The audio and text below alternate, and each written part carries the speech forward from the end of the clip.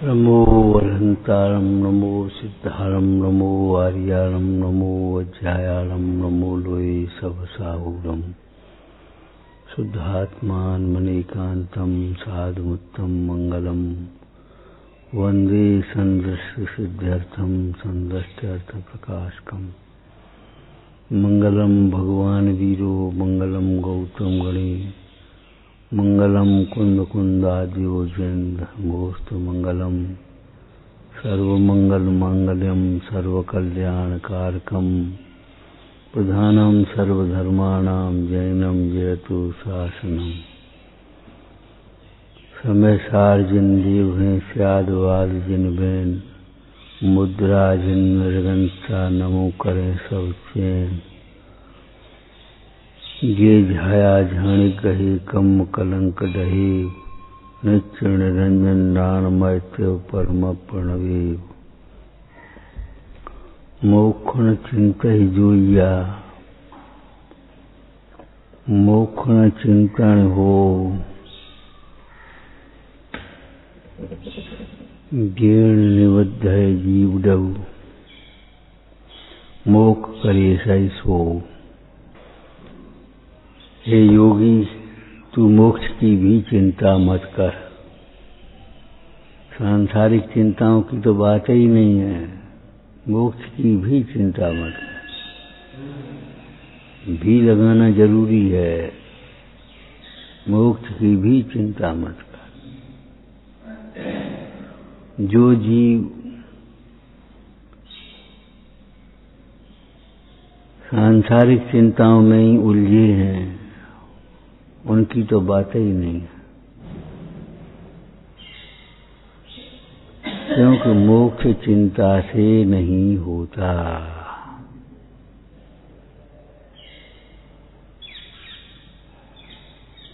और बातें आपको बताई थी, जब मोक्ष भी चिंता से नहीं होता, सांसारिक कार्य भी चिंताओं से नहीं होते।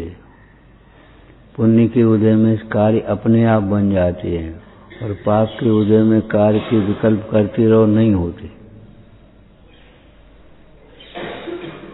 चिंता अज्ञानमय भाव है। चिंता करने वाले ने न अपने को जाना, न पर को जाना, न स्वतंत्र परिणमन को जाना, अज्ञानी है। चिंता अज्ञानमय भाव है।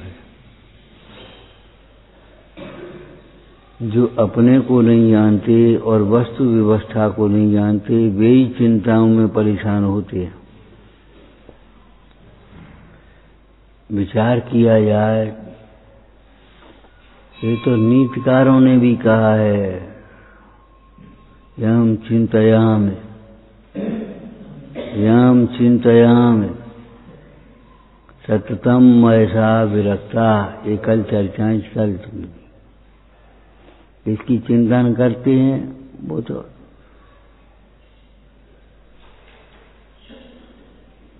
पुद्गल तुम्हारी चिंता को समझता नहीं, जीव तुम्हें दिखता नहीं।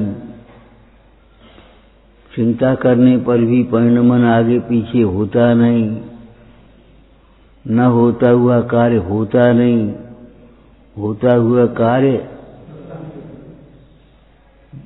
चिंता नहीं करो तो भी होता है, सहज होता है, स्वयं ही होता है। विचार करो, चिंता की सार्थकता क्या है? चिंता की सार्थकता क्या है?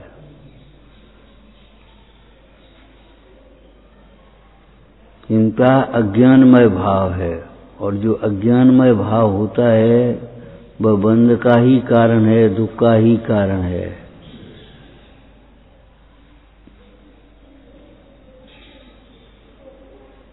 जो अज्ञानमय भाव है वह बंध का ही कारण है, दुख का ही कारण है।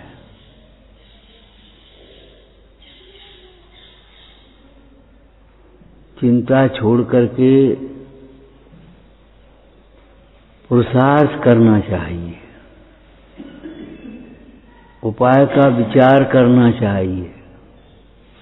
उपाय का विचार करो। इस कार्य के लिए हमारे क्या बुद्धिपूर्वक उपाय क्या है?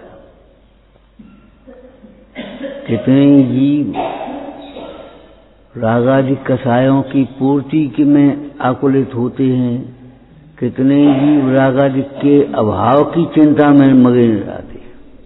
आचार्य कुंद कुंद स्वामी कहते हैं, नहीं बंध चिंता से छुटे। कोई बंधन में पड़ा हुआ व्यक्ति और केवल चिंता ही करता रहे तो वह चिंता करने से बंध से थोड़ी छूट जाएगा।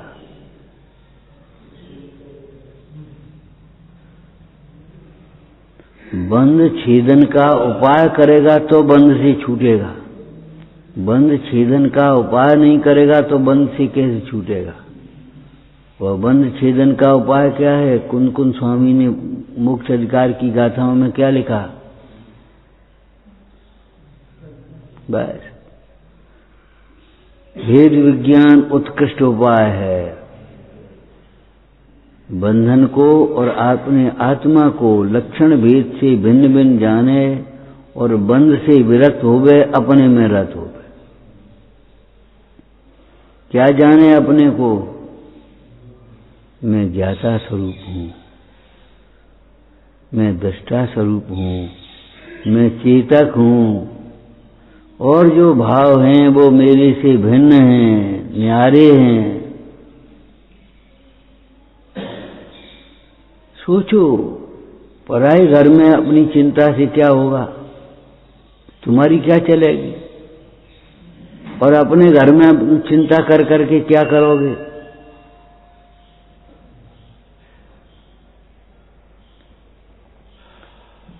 अपने घर में या अपने स्वरूप में, अपने परिणमन में चिंता करने से हानि क्या है, लाभ क्यों नहीं है? क्या अपने परिणमन को भी तुम आगे पीछे थोड़ी कर पाओगे? तादृशी जायते बुद्धि तादृशा व्यवसाय का भवंती तादृशा संति यादृशी भवितव्यता।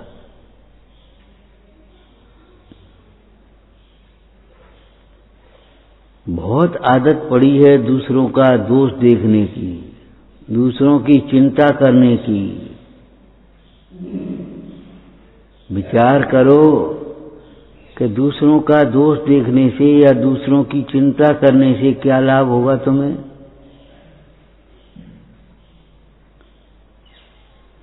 बुद्धि भवितव्य के अनुसार हो जाती है। चार गति के जीव हैं तो उनके चार गति में जाने योग्य भाव होंगे।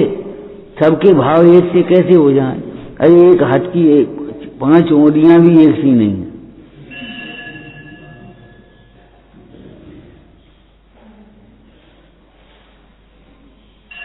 अपन लोगों की कह रहे हैं, दूसरों की नहीं कह रहे। जो बाहर बैठे हैं, जो यहां नहीं बैठे, उनकी नहीं कर रहे। हम आपसे भी कह चुके, जो सामने नहीं हो उसकी चर्चा भी मत सोचो, मत सोचो, उसके बारे में सोचो ही नहीं। जब वो सामने ही नहीं है तो सोचें क्या, बोलें क्या? अपना काम जिम्मेदारी से करो, दूसरे के काम में हस्तक्षेप मत करो।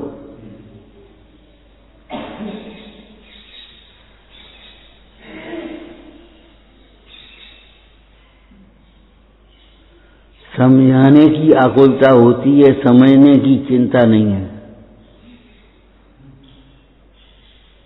ये मोह की ऐसी छटा है कि हम अपने को सही माने बैठे, हम सही हैं। ये नहीं सोचते छद्मस्त अवस्था है, हमारी भी भूल हो सकती है। कुछ हमारी क्या गलती है, हमारी क्या भूल है?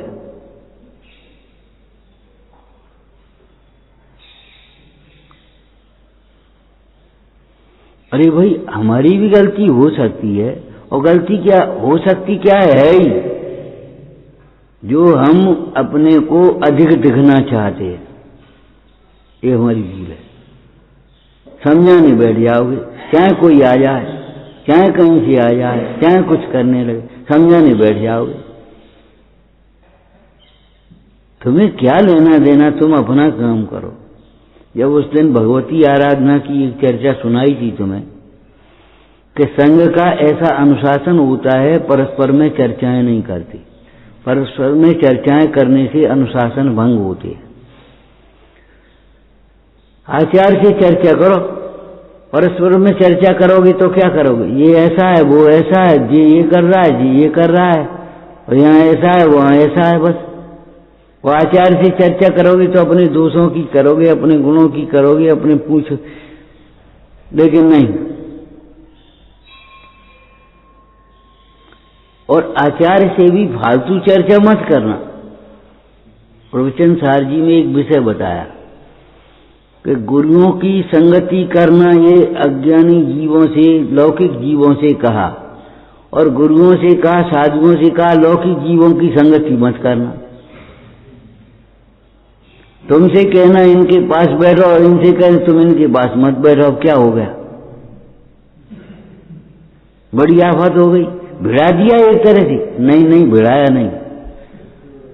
लौकिक जीवों की मत सुनना, लौकिक जीवों के प्रति आकर्षित नहीं होना, उनके भोग से हो। ओ मकान बढ़िया है, पैसा तुम पे बहुत है, फलाना ये है, छयोसम अच्छा है तुम्हारा। अरे छयोसम अच्छा उसका मानना जिसका छयोसम अपने में लगे। जो पर में लगता है वह छयोसम अच्छा नहीं होता। इसकी निगाह अच्छी है। अच्छी निगाह ये है जो अपनी ओर है, अपने दोष देख रही है, अपने गुण देख रही है, अपने में संतुष्ट हो रही है, अपने में लगने का प्रयास कर रही है, अपनी भावना भा रही, वो निगाह अच्छी है।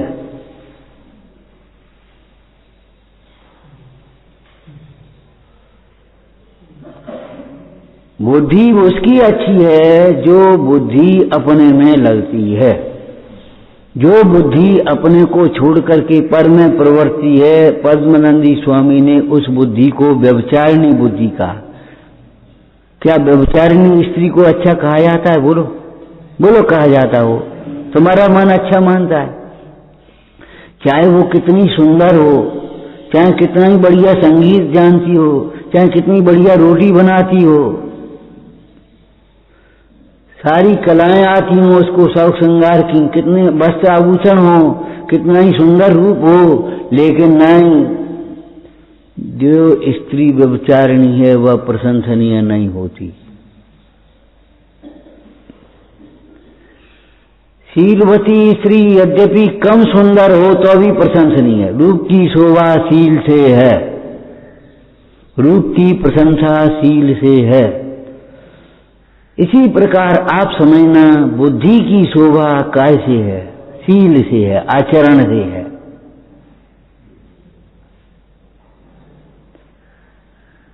बैठ गए समझाने ये गुरु बन करके, हम समझा देंगे, हम कर देंगे, हमारे हिसाब से चलो। जब हमने आपसे कहा, पद्म पूज्यपाद स्वामी कह रहे हैं आत्मा का गुरु आत्मा है, तो उसका अर्थ समझो।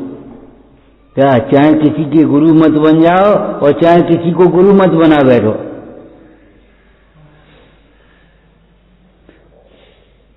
चाहे किसी के गुरु मत बनने लगो और से बता देना, निर्देशन करना, ये गुरुता तो है ही और है क्या? आचार्यत्व करता है काम भोग बंधन की कथा का।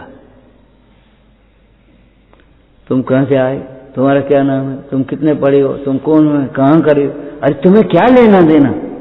ये काम इस व्यवस्थापक का वो करेगा अपना, तो वो नहीं करे तो हम कर रहे। अच्छा, कुत्ता नहीं भौंके तो गधा भौंके तो क्या होगा? डंडा पड़ेंगे कि नहीं पकड़ेंगे?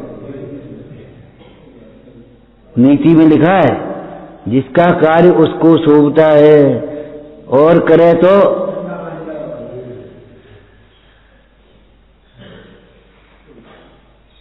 चोर घुस गए तो भौंकना कुत्ते का काम है।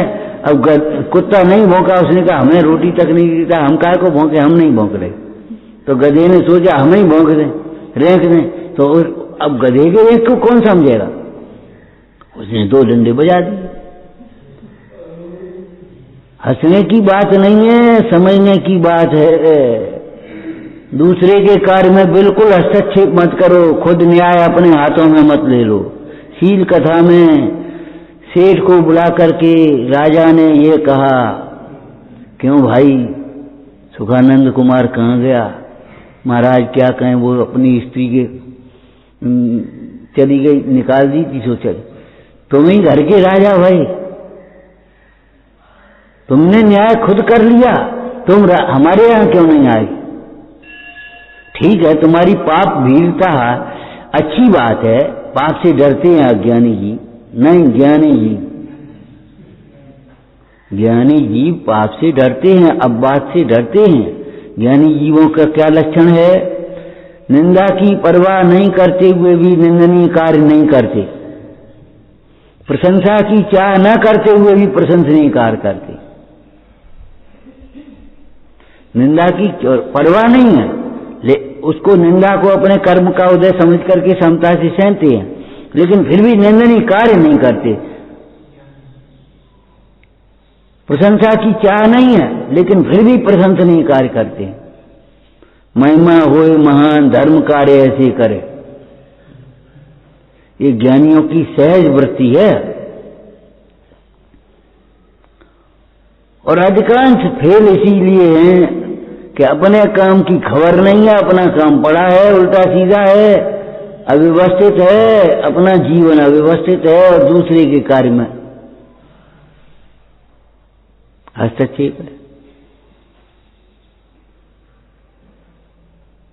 जो शिष्य बने बिना गुरु बनने की चेष्टा करता है वह पापी होता है। आपका भगवती आराधना में लिखा, शिष्य बना नहीं गुरु बनेगा, तो क्या गुरुता करेगा जी बताओ? हमें प्रवचन करना सीखना है कि सुनो, प्रवचन सुनना सीख लो, पहले योग्य श्रोता बन जाओ, प्रवचन का अभिप्राय समझना सीख जाओ, इसमें सार क्या है ये समझ जाओ, उसके बाद प्रवचन कर लोगे।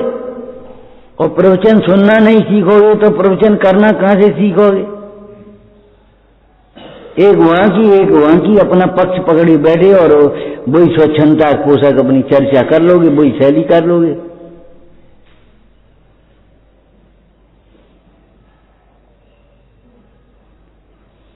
शिथिलाचार पोषक वचन या स्वच्छंदता पोषक वचन असत्य वचन है।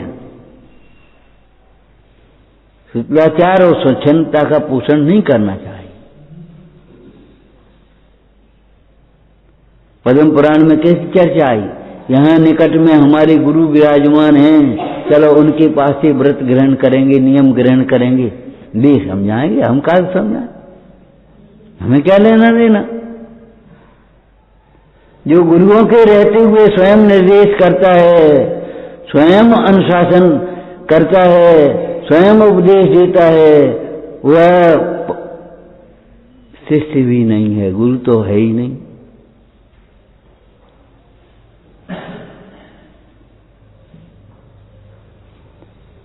शील कथा में यही तो कहा राजा ने, ठीक है तुम डर के मारे जो कुछ कर बैठे, लेकिन तुमने खुद न्याय क्यों कर लिया? तुम राजा यहां क्यों नहीं आए? अब ठीक है, तुम्हारे लिए यही दंड है कि सुखानंद कुमार को ढूंढ के ले आओ। ज्यादा दंड नहीं दे रहे, तुम्हारा अभिप्राय खोटा नहीं है इसलिए, लेकिन अभिप्राय क्या, ये खोटा काम है कि स्वयं मुखिया बन गए, जबरन मुखिया बन गए, और तुमने अपने आप वो मनोरमा को निकाल दिया, और सुखानंद कुमार ने सुना सो वो भी निकल गया।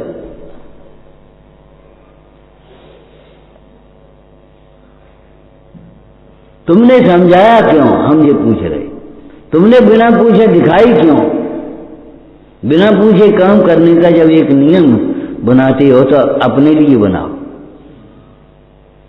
अगर इतनी बात पूछ ले, हमें वो बिना माता पिता के बच्चे वो कहानी दिखानी है, स्टोरी दिखानी है, फिल्म दिखानी है, तो हम मने कर देंगे क्या? लेकिन नहीं, आपस में लड़ मरोगे। वो कहेंगे फिल्म का को दिखाई, वो कहेंगे इसमें क्या हो गया, और अनुशासन भंग। अब कब हो, अब क्या करोगे? सब तुम्हारे अनुसार नहीं चलेंगे। अगर तुम पूछ लो हमको वहां जाना है, इस कार्य के लिए वो बुला रहे हैं, हम चले जाएं कि नहीं चले जाएं, आप बता दो हमारे हैं, तो हम क्या मना कर दिए? लेकिन नहीं, हम बस प्रोग्राम बन गया, हमारा प्रोग्राम सेट है, वो फलाना हो गया, फलानी तारीख को जा रहे, फलानी तारीख को आ रहे।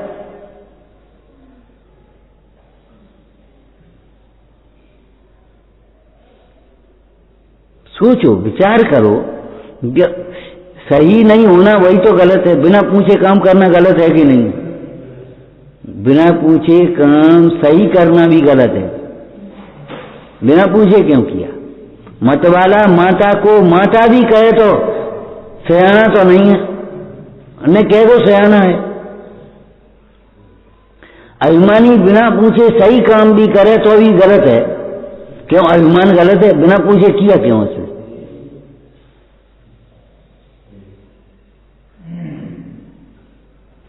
एक आदत क्यों नहीं डालते हम, एक संस्कार क्यों नहीं बनाते कि हम बिना पूछे काम नहीं करेंगे, कोई पूछ करके ही करेंगे। कोई तो मुखिया होगा वहां, हम नहीं है, चलो जी तो हैं। जब नहीं है तब प्रतीक्षा करो, थोड़ी देर बाद करना, बाद में कर लेना, कल कर लेना, परसों कर लेना। पर्याप्त समय देकर के पूछो, और पूछने की भी विधि क्या है? मुझे सबका जब निश्चिंत होकर के बैठे हों, कोई कार्य में नहीं उलझे हों दिमाग, और उसमें तब पूछा जाता है, तब प्रतिक्रमण किया जाता है। अरे संघ में तो वंदना भी तभी की जाती है। संघ में जब वंदना है, गुरु की वंदना जब करते हैं तो कैसे करते? जब गुरु निश्चिंत होकर के बैठे हों स्वाध्याय कर। अगर दूसरे कामों में उलझे वंदना, ये आगे बीच में 5 हुए, ये वंदना नहीं है, ये अभिनय है, अंतराय है कि नहीं?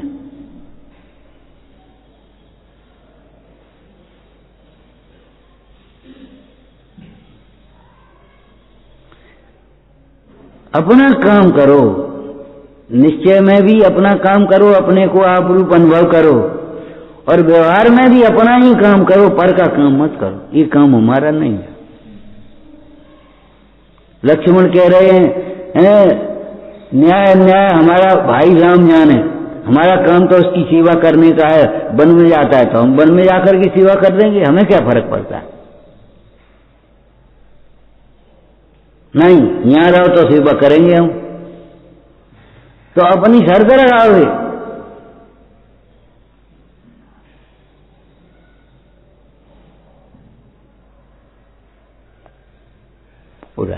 ये चोरी भाई कि नहीं भाई? कि जा में क्या चोरी है? अरे जा में क्या चोरी? अब लड़ मारे आपस में, इसमें क्या चोरी हो गई? अब वो कह रहा बिना पूछे उठाई से चोरी हो गई। अरे भाई, अभिप्राय को समझना चाहिए और विवाद में नहीं उलझना चाहिए।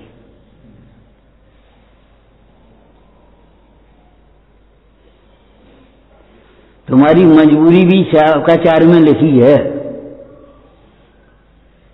अगर गुरुजन नहीं हो और कार्य करना हो तो कार्य करे विवेक पूर्वक, परंतु जितनी जल्दी उनको बता सके उतनी जल्दी बता दे। और तुम 4-4 दिन नहीं बचाओ, लड़ो और फिर कहो कि ऐसा होता है, ऐसा होता है, सारे वातावरण खराब करो तो क्या करेंगे? और जे चुप वो टेम ही नहीं है, टेम होगा ही नहीं। तुम्हें टाइम की कीमत नहीं है।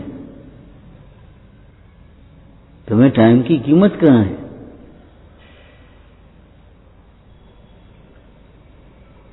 अरे तुम्हारी शिकायत कोई दूसरा करे ऐसा अवसर मत दो। तुम अपने दोषों का स्वयं निवेदन करो, तुम अपनी गलतियों को स्वयं बताओ। ये कहें कि ये ऐसा कर रहा है, इससे कलंक की बात क्या है? तुम्हारा साधकपना नहीं है। फिर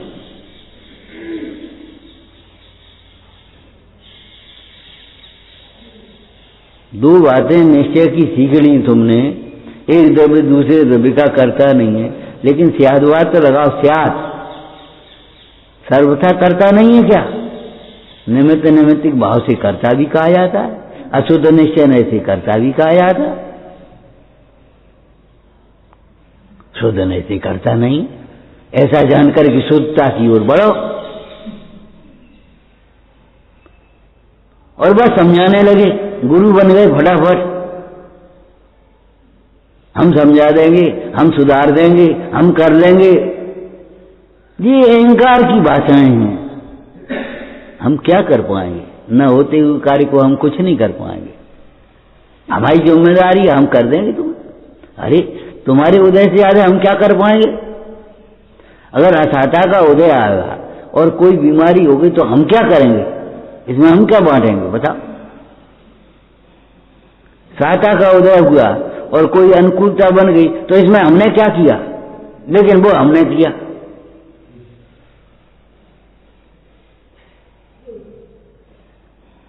हे भाई, तुम इन विकल्पों की चिंता माने सर्व विकल्पों की निरर्थकता का भली प्रकार विचार करो।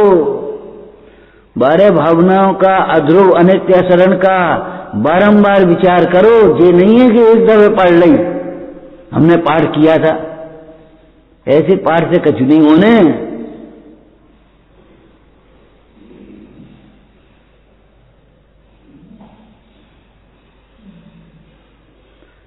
स्वाध्याय नहीं करने वाले तो भूल में हैं, लेकिन परलक्ष्य से स्वाध्याय करने वाले भी पापी हैं। स्वलक्ष्य से स्वाध्याय करो। अपनी परिणति को निर्मल बनाने के लिए, अपने अभिप्राय को सम्यक बनाने के लिए, तत्व निर्णय करने के लिए स्वाध्याय है।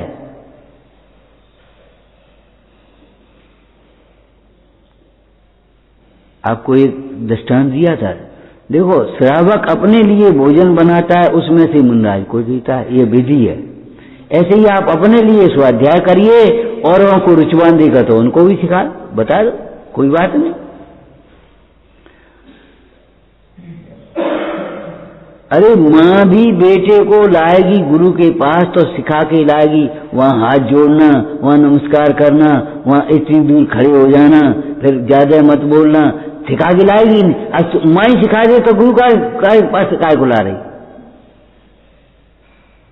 सोचो, लेकिन गुरु के पास कैसे जाया जाता है ये माँ सिखाएगी उसको। नहीं, माँ गुरु का उपदेश दे दे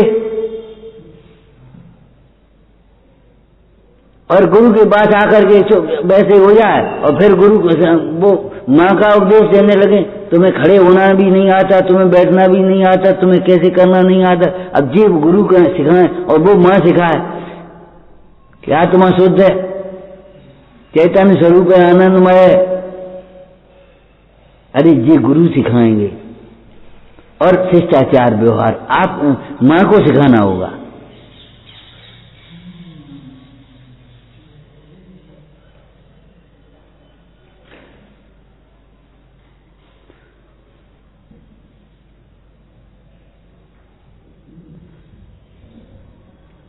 चिंता अज्ञानमय भाव है। चिंता से अज्ञान ही बढ़ता है। चिंता करने वाला जीव अपने अज्ञान को ही प्रकट कर रहा है। अज्ञान में ही चिंता हो रही है। अब जब अज्ञान से होने वाली चिंता, हाँ भाई, अब आगे बोलो पूज्यपाद स्वामी का उपदेश बोलो, कुछ तो बोलो। वैसे ही इतनी दूर से चले आए,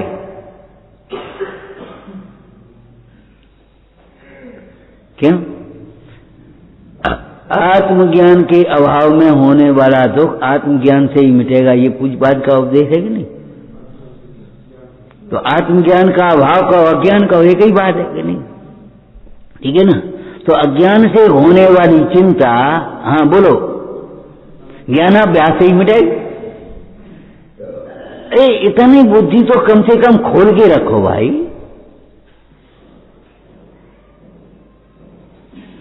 आत्मज्ञान के अथवा अभाव में होने वाली चिंता, तत्व ज्ञान के अभाव में होने वाली चिंता ज्ञान अभ्यास से ही मिटेगी, और कोई उपाय भी नहीं है। जिस कार्य की हम चिंता कर रहे हैं और वह कार्य हो जाए तो नए कार्य की चिंता लग जाएगी। ये लड़की का विवाह करना है। अब विवाह हो गया तो विदा करनी, गोना करना है, फलाना करना है, उसको पक्ष देना है, उसको ये करना है, जिंदगी भर करना ही करना तो रहेगा। भाई विवाह हो जाने से उस लड़की का निश्चिंत तो नहीं हो गए, 4 दिन बाद विदा करानी है। कौन जाएगा, कैसे आएगा, गाड़ी चल रही कि नहीं, फलाना हो गया कि नहीं, और मिठाई बन गई कि नहीं, चिंता लगी। एक कार्य होता है दूसरे कार्य की चिंता लगती है। रेट की घड़ियां एक ओर से भरती हैं, एक ओर खाली होती हैं, एक ओर भरती हैं, एक ओर खाली होती हैं। मथानी की डोरी एक ओर से बनती जाती है, एक ओर से खुलती जाती है, एक ओर से खुलती जाती, दूसरी ओर से बनती जाती। फूटे घड़े में पानी ऊपर से भरता जाता है, नीचे से निकलता जाता है।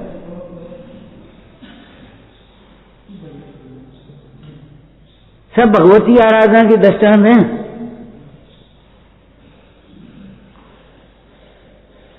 विचार करो, अकेले में बैठ करके स्वाध्याय करो।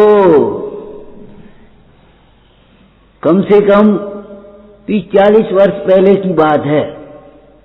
ट्रेन में एक ब्रह्मचारी जी मिल गए। कहाँ जा रहे, हम वहां जा रहे, तुम भी वहां जा। तो वो आश्रम में रहती थी। बोले हमारे आश्रम का नियम है, पहले 3 साल बैठ करके चुपचाप बोलो मती, सुनो बस खाली। लिखो, लिखने की मने नहीं, लेकिन छपाओगे नहीं। किताब जब लिख रहे तो अच्छा वो छपान लगे। और वैसे प्रकाशक मिल जाते, पैसा देने वाले, या महिलाएं मिल जाती हैं, मंडल मिल जाती, छपन लगी, कितनी किताबें छप गई। अरे भगवान, इतनी किताबों की जरूरत भी क्या होगी, सोचो। हर आदमी दूसरों को समझाने में लगा। किसी को समझाओगे नहीं, निर्देशन नहीं करोगे, चुपचाप रहोगे और चुपचाप स्वाध्याय करोगे, चुपचाप सुनोगे, उसका विचार करोगे। उसके बाद जब हम कहेंगे तब, अधिष्ठाता कहेगा तब। 30 साल पहले वो ब्रह्मचारी बोले आश्रम में हमारे यहाँ व्यवस्था है। हमने बात ठीक है। अरे हमने कहा आश्रम में क्या, संघ में भी यही व्यवस्था है। दीक्षा के बाद भी बाघ दीक्षा होती है। तुम्हें बोलने का अधिकार दे किसने दिया? अधिकृत वक्ता, अधिकृत ज्ञाता, अधिकार। दिखाओ तुम्हारे पास क्या है। तुम पहले अपना तो दिखाओ कार्ड। तुम हो को ठग तो नहीं आ गए भेष बना करके? तुम देखने वाले होते कौन हो, तलाशी लेने वाले होते कौन हो? तलाशी लेने वाला उसके पास होगा, कार्ड होगा कि नहीं होगा, परिचय पत्र होगा कि नहीं होगा उसका।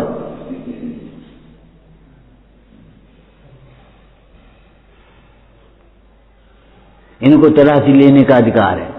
अब आप देख रहे अधिकार, भाई कहां से अधिकार मिला तुम्हें?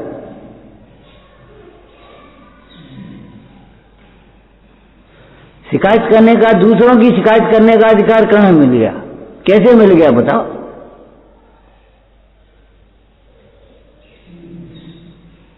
अरे सवेरे ही पहुंच गया वो। हम ऐसा करते हैं, हमने तुम कछु मत करो। बात तो ठीक है, बस चल रहे बढ़िया। हमने कहा बेटा अभिमान से जो करोगे सो ही गलत करोगे। सही भी गलत है तुम्हारा, अभिमान से किया गया सही कार्य भी गलत ही है। उसका दृष्टांत हमने आपको समझा दिया। मत वाला माता को माता भी कहे तो सयाना नहीं है। उन्मत्त बच्चे, मत वाला माता को माता भी निकल जाए मुंह से तो उसे कौन, उसे माता किसको कहते और पत्नी किसको कह रही?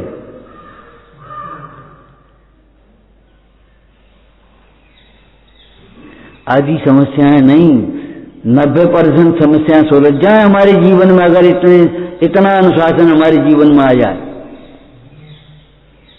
बिना पूछे कुछ नहीं करना है, दूसरों को समझाने में नहीं लगना है, गुरु जल्दी से नहीं बन जाना है, अपना हित पर दृष्टि रखो, अपना काम करो, उसकी बात चलेंगे, आगे चलेंगे। ज्ञाने मौनम बहुत कठिन है। जो बात जानते हैं और मौन रहे हैं बहुत कठिन है, बहुत कठिन, दुर्लभ है। और ज्ञान का फल मौन ही है। ज्ञाने मौनम बहुत कठिन है। तुम्हें आता हो तुम झट से ओठ खुल जाएंगे। अज्ञान से मेरा नाम, तुम्हारे ओठ खुल जाएंगे, तुम्हें आता है श्लोक तो अज्ञान से मेरा नाम झट से बोलोगे, सुन नहीं पाओगे, चुपचाप उसकी महिमा नहीं विचार करोगे, गुरु की महिमा क्या है, लेकिन तुम बोलने लगोगे ज्ञान से मेरा नाम ज्ञानांजन शलाकया, बोलने लगोगे फटाफट। ज्ञान होने पर, उसकी जानकारी होने पर मौन होना बहुत कठिन है, और ज्ञान का उत्कृष्ट फल भी मौन ही है। अरे सोचो, जो जानते हैं वो तो हमारा है ही, जो नहीं जानते उसको और जान लो।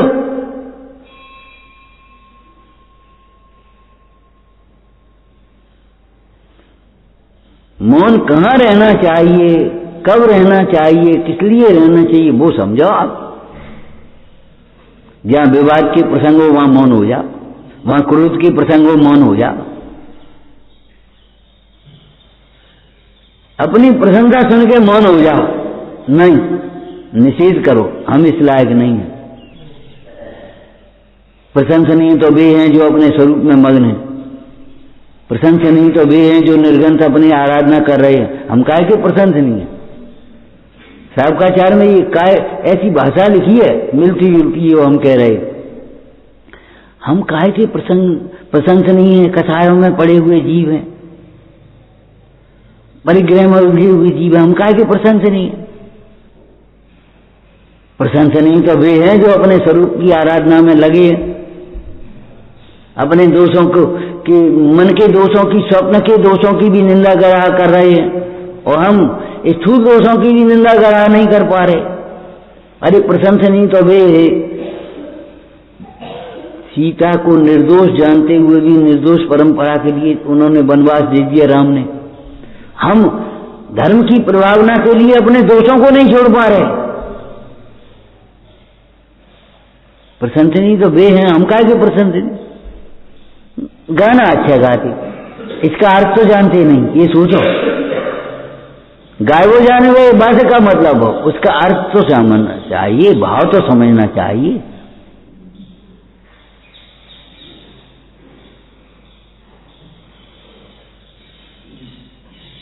और पढ़ने को पढ़ोगे, पाठ वो बहुत, जितनी मंद कथाय होए उसका न करूं अभिमान कभी, लक्ष्य पूर्णता का अपना कर समुपरि से दुख सभी। बस वो कछु मतलब नहीं, और झट से वही करने लगे। क्या मिनट लगे? अब भूल तो ये है, अयोग्य को योग्य मान बैठे हो। हमने उस दिन कहा था कि जिसको तुम अभिनय है उसको विनय मान बैठे हो, गलत है वो सही मान बैठे हो।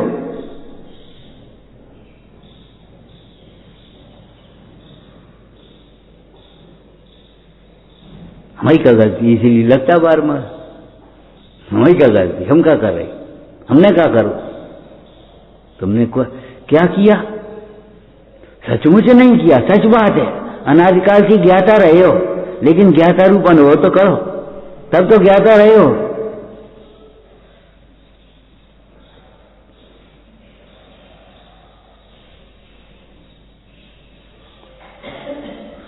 तुम्हें क्या करना चाहिए ये मत देखो, हमें क्या करना चाहिए। तुम जोर से भी बोल जाओ तो हमें सहन करना चाहिए अपने उदय विचार करके। तो अब हमने सहन नहीं करी तो हमने हमारी क्या गलती कह रहे? उत्तेजित हो रहे, यही तुम्हारी गलती है। हमारी क्या गलती, हमारी क्या गलती, यही तो गलती है। अपना कर्म उदय जान करके, अपने पाप का उदय जान करके सहन करना चाहिए कि नहीं? जो घटना तुम्हारे सामने घटी, जो शब्द तुम्हारे कान में पड़े, जो दृश्य तुम्हारी आंखों के सामने देखा, वो तुम्हारे उदय के बिना तो नहीं आया है। कुछ तो उदय तो है ही तुम्हारा। अब उदय को न देख करके और उदय में जुड़े वो तुम्हारा वर्तमान का दोष है कि नहीं? अब वो तुम कह रहे हमारी क्या गलती, हमारी क्या गलती, यही गलती, हमारी क्या कमी है? यही कमी है जो अपने में तुम कमी देख रहे हो और अहंकार से पूर्णता देख रहे हो, दिखाने के लिए कमी कह रहे हो। अरे स्वाभाविक पूर्णता को देखो और वर्तमान पर्याय की कमी देखते। कमी कमी कमी की तो है नहीं, और क्या है? बताया था ना, ऊंट की गर्दन को देखकर जो गर्दन कैसी टेढ़ी कि तुमने देखो कहा पांव टेढ़े, पत्ते चालू टेढ़ी है, सब काम टेढ़े टेढ़े। जब मोह की दशा में तुम सोचोगे हमारी कमी क्या है, तो तुम दूर करने का उपाय क्या करोगे? मैंने पूरा योग्य व्यवहार लिखा श्रावकाचार में। श्रावक के योग्य व्यवहार लिखा कि नहीं? श्रावकाचार कितने दिन से नहीं पढ़ो? बहुत दिन से नहीं पढ़ो। हम समय सार पढ़ रहे, नियम सार ही पढ़ रहे। अरे वो अंतर का व्यवहार है, वो बाहर का व्यवहार है।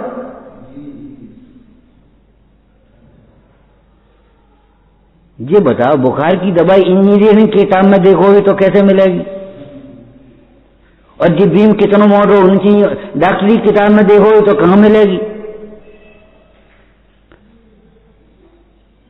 समाचार में तो ये लिखेगा आत्मा बोलता नहीं है, लेकिन बोलना जब होता है तब कैसे बोलता है ये तो श्रावकाचार में लिखा होगा।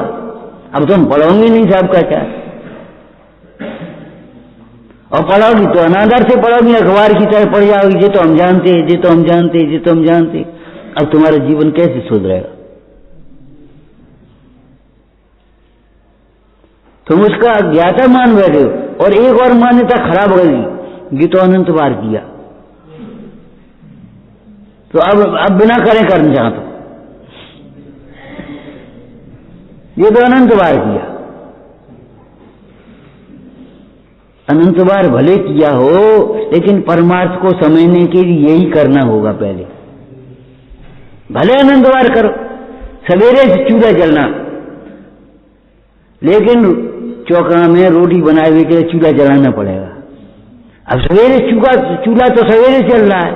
अरे सवेरे चल रहा तो पानी गर्म हो रहा, ताप रहे हैं और काम हो रहे, बात का मतलब, इसका मतलब बिना चूल्हे की रोटी बनाओगे क्या? ये कोई बात रही? मैंने इतने छल ग्रहण करे हैं, इतने अपनी कसायों के पोषण में लगे हैं कि किसी को समझना नहीं चाहते।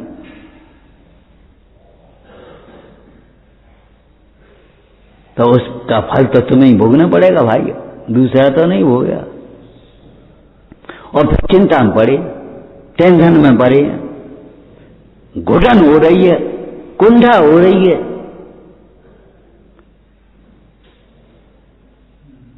हम तो अल्पश्रुत मान रहे, बहुत श्रुत हैं, बिल्कुल कह रहे हैं यार अल्पश्रुत हैं, अज्ञानी है, और मान रहे महाज्ञानी है। और नहीं तो अज्ञानी दूसरे को, अगर तुम्हें ये लगता है हम अज्ञानी है तो दूसरे को समझाने के लिए क्यों नहीं अज्ञानी बन जाते? फिर दूसरे को कैसे समझाने लगते?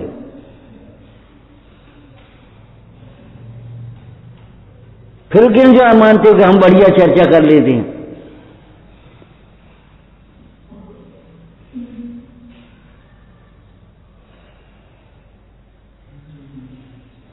हमने आपको बार बार कह दिया, हम शास्त्र पढ़ाने नहीं बैठे हैं।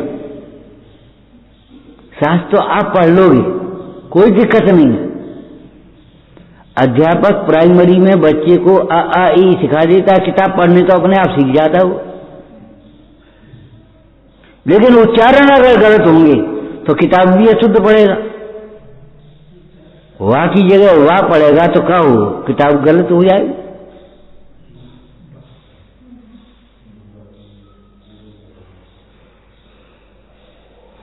वहां बहुत ज्यादा मेहनत करनी पड़ेगी बच्चों को। हम जानते बैठ के लगानी पड़ती थी प्राइमरी मास्टर को, टाट पट्टी पे बैठते थे बच्चे। अब उसके पास बैठे, फिर उसके पास बैठे, फिर उसके पास बैठे, फिर खड़े हुए, फिर बैठे, एक एक बच्चे को देखना पड़ता है। हंसते हो तुम, अब तो कुर्सियों पर बैठते हो, इसलिए क्या कहें हम।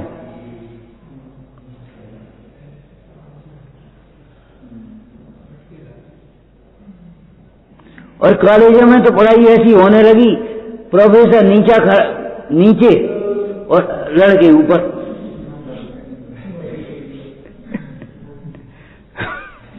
अब जो ऊपर बैठ के पढ़ेगा तो क्या पढ़ेगा बताओ। हमसे पूछ रहे, पहली गलती भूल हो गई, वो साहब दिखाई नहीं देते। अरे दिखाई नहीं देते, तुम देखना जानते ही नहीं।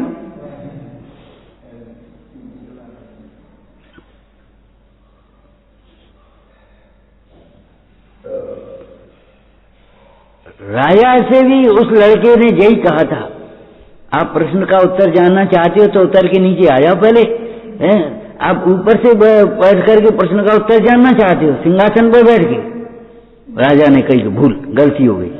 तुरंत बच्चे को सिंहासन पर बैठ गया और राजा नीचे खड़ा हो गया। उसने जवाब दे दिया, देखो ईश्वर यही करता है।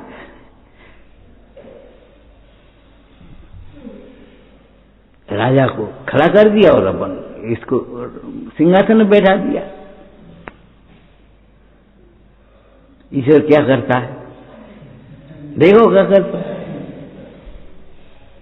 कहने का मतलब ये है, देखो ईश्वर करता है ये बात नहीं कहनी है, बात ये कहनी है कि हम कैसे करना चाह रहे हैं। भैया जो कार्य होता है वही होता है, ठीक है, और जब होना होता है तभी होता है, ये बात सही है। और जिस प्रकार होना होता है उसी प्रकार से होगा। बोलो क्या दृष्टांत दिया था, बता सकते हो, बताओ। प्रसिद्ध दृष्टांत है, 10-5 दफे दे चुके होंगे तुम्हारे सामने, अभी याद आ जाएगा। फसल, गेहूं की फसल चैत के महीने में आती है, ठीक है ना, लेकिन भले आदमी उसके खेत में आती है जिसने बीज बोया है। हर किसी खेत में आ जाएगी जिसने योग्य समय पर बीज बोया है, योग्य समय पर सिंचाई की है, योग्य समय पर निराई की है, योग्य समय पर देखभाल की है, उसने निगरानी की है, उसकी फसल आती है। अब जिसने न पाड़ बांधी, न बीज बोया, न उसने सिंचाई करी, सूख रही है तो सूख रही है फसल, न उसने निगरानी करी, उसके खेत में क्या आएगा भैया। अब वो बैठा रहे, देखो गेहूं की फसल मार्च में आती तो मार्च में आएगी, अभी तो दिसंबर है, अब क्या करना है, अरे अभी बीज बोना है। बोला 10 दफे दृष्टांत दिया है कि ये तुम्हारे सामने के नहीं दिया, 10 बार दिया होगा तुम्हारे सामने से कम।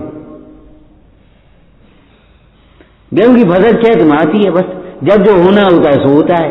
अरे जब जो होना होता है वो 5 समवाय को गौण करके फिर एक समवाय को मुक्त करके कहो 4 समवाय गौण करो, निषेध मत करो। जब होना होता है तब ही होता है, लेकिन पुरुषार्थ पूर्वक होता है, योग निमित्त होता है, जिसका जो स्वभाव है सो ही होता है।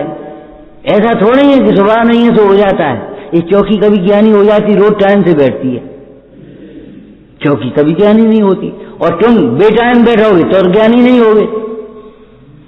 तुम्हें ज्ञानी होना है तो टाइम से बैठो, लेकिन चौकी तो टाइम से बैठती है।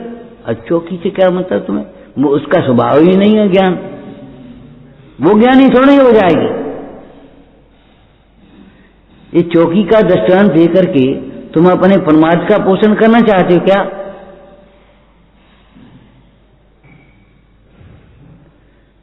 अधूरी क्यों पढ़ते हो? जब जो होना है सो हो जाएगा। नहीं, जब जिस विधि से जो होना है उसी विधि से होगा, उसमें योग निमित्त भी होगा, और जिसका स्वभाव है वही होगा।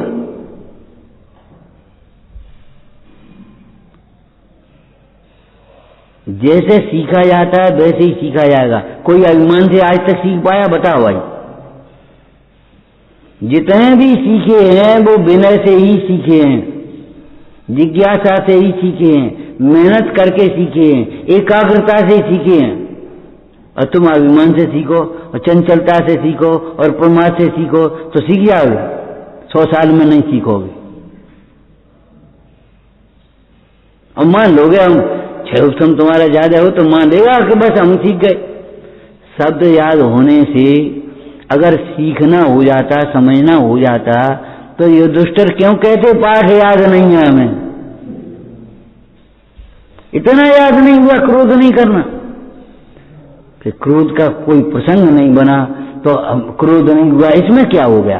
क्रोध का प्रसंग बने और क्रोध न हो गए, याद हो गया। तुम इस इंद्रिय ज्ञान को, इस शाब्दिक ज्ञान को ज्ञान माने बैठे हो।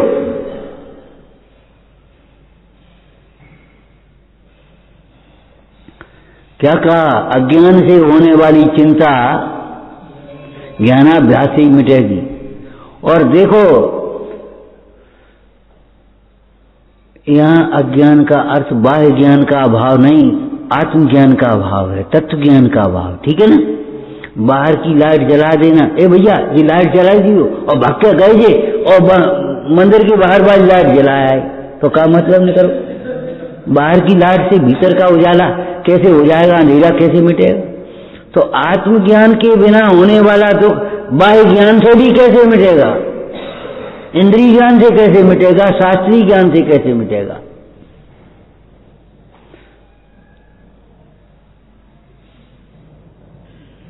जो चिंता वस्तु व्यवस्था को जाने बिना हुई है वो वस्तु व्यवस्था को समझे बिना कैसे मिटेगी?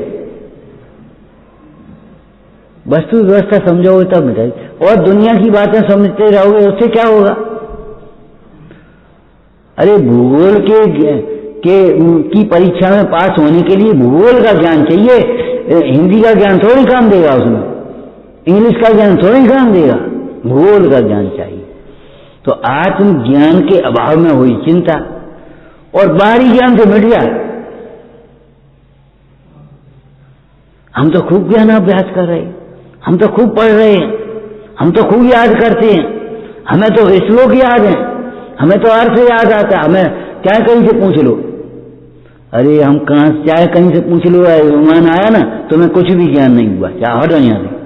अगर ज्ञान हुआ होता तो अभिमान नहीं आता, ज्ञान में मान नहीं होता, मान में ज्ञान नहीं होता।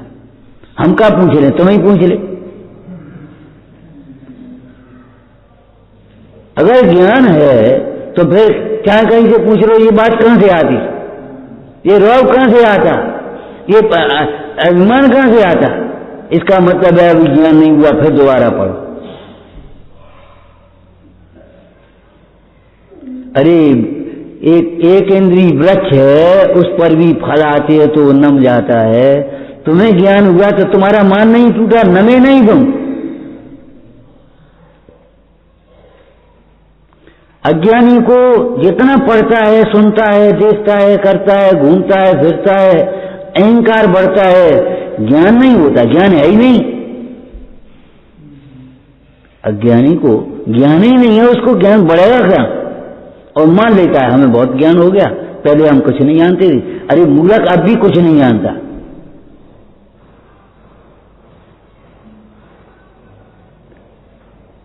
बिजली का तार जब तक इतना दूर हो, चाहे इतना दूर हो, चाहे इतना दूर हो, लाइट तो नहीं जलेगी। तुम अपने से इतनी दूर हो, लाइट तो नहीं जलेगी। अपने से अनजान, आपा नहीं जाना तूने कैसा ज्ञान धारी रे। सोचो इसका अर्थ क्या हो गया? अपने को जानकर ही जीव ज्ञानी होता है। अपने को ज्ञान स्वरूप जानते हुए ही जीव ज्ञानी होता है। अपना सुख अपने में जानते हुए भी जीव ज्ञानी होता है, होता है और होता ही है।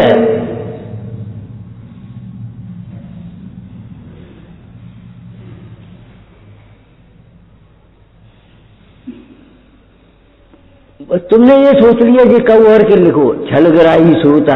अब छल है कि नहीं है बताओ? हम योग्य व्यवहार करेंगे, हम संकोच छोड़ेंगे, ये सब में सारे वाक्यों में छल है कि नहीं है, ये बता रहे ईमानदारी से। उसके बाद सोचोगे भी नहीं योग्य व्यवहार क्या है। हम तो कह आए, हमने कह दी, उसके बाद सोचोगे भी नहीं योग्य व्यवहार क्या है, संकोच क्या है, जानते संकोच। एक बहू आई, विवाह होकर के आया, अपने लड़की थी तो वहां अच्छे भजन गाती थी, तो उनको मालूम था गांव वालों को, तो वो शास्त्र में बैठ गई, उन्हें ये बेटा भजन गाओ। अब वह संकोच कर रही, और वहां खड़े होकर बातें कर रही, संकोच नहीं कर रही। मैंने भजन गाने में संकोच कर रही, और दरवाजे के बीच में खड़े होकर बातें कर रही में संकोच नहीं है।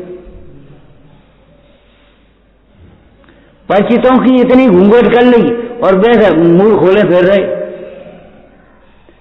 संकोच है जी संकोच है।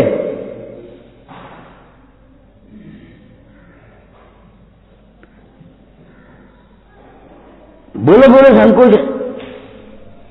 अगर संकोच है तो सर्वत्र संकोच होना चाहिए, हैं? मैंने कहा बेटा रोटी खा लो, कि भूख नहीं है, कि कचौड़ी बनी है तो लाओ एक दे दो। झूठ बोलता है, भूख नहीं है, भूख नहीं होती तो आप भूख कहां से आए हो?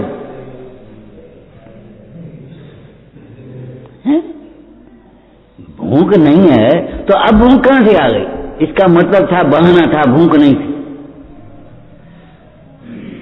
छलग्राही और हठग्राही श्रोता उपदेश का पात्र नहीं होता, नहीं होता, उपदेश नहीं होता, समझे में आए बैठे रहना, फिर दीनता में पड़ जाना, फिर टेंशन में पड़ जाना, बस पड़े रहना, कुंठा में बीमार हो जाना घुट घुट करके, और कुछ नहीं होगा। अरे ये मजबूरी की बातें हैं, शौक की बातें नहीं है कि हम यहाँ बैठे हैं।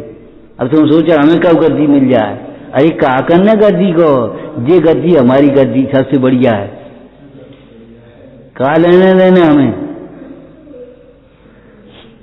हमें कहा लेने देने। सुनाए बिना अनेकों जीव तिर गए, मुख चले गए कि नहीं? लेकिन सुने बिना कोई गया हो तो बता दो। सुनाए बिना तो बहुत से जीव मुख चले गए, लेकिन मुख केवली होते हैं कि नहीं? अंतकृत केवली होते हैं, उपसर्ग केवली होते हैं। सुनाए बिना तो मुख चले गए, लेकिन सुने बिना मुख गए कोई आज तक देखना लब्धि के बिना सम्यक्त भी नहीं होता।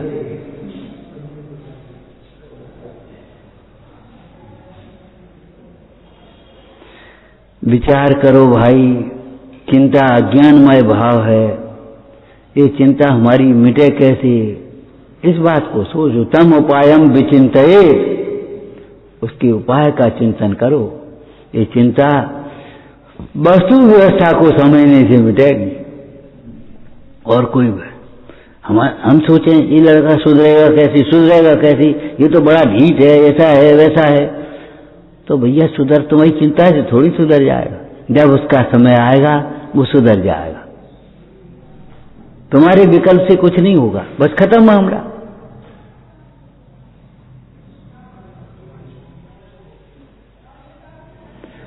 ओम नमः। हे जिनवाणी भारती तो जपूं दिन दे, जो तेरी शरणा गए तो पावे। या वाणी के ज्ञान के सूझे लो कालो, तो वाणी मस्तक सदा देत हूँ धो।